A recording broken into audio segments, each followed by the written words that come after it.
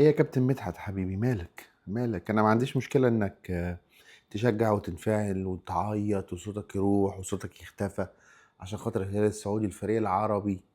لكن انا عندي مشكلة انك في النص تقول الهلال شرفنا. مفيش فريق عربي عمل كده قبل كده. تمام، صح، دي حقيقة. ومفيش فريق افريقي. ليه افريقي؟ ليه مش امريكا الجنوبية؟ ليه مش امريكي جنوبي؟ ليه ما تقولش ليه مفيش فريق اوروبي؟ ليه تربط افريقيا بالهلال في اللحظة دي؟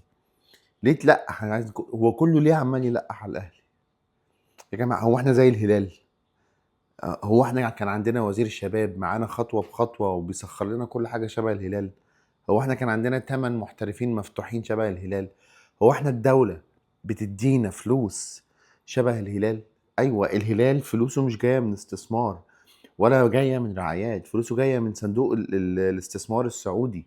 4 فرق بياخدوا ملايين الدولارات اول كل سنة، وعلى رأسهم الهلال بياخد اكبر لوكشة.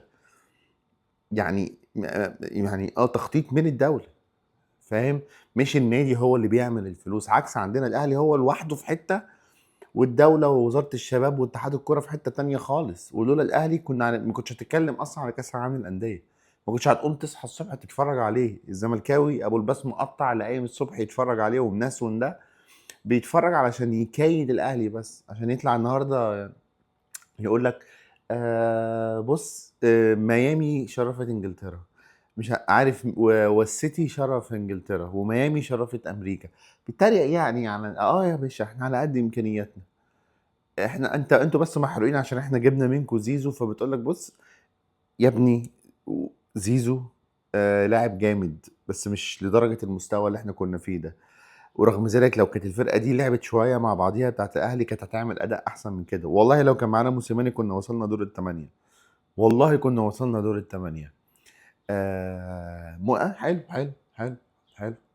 جايه الايام يا حبيبي. بس صراحه لما اشوف الزملكاويه تكتشف حاجه واحده، ان الراجل بتاع النسوان احسن من الراجل المنسون.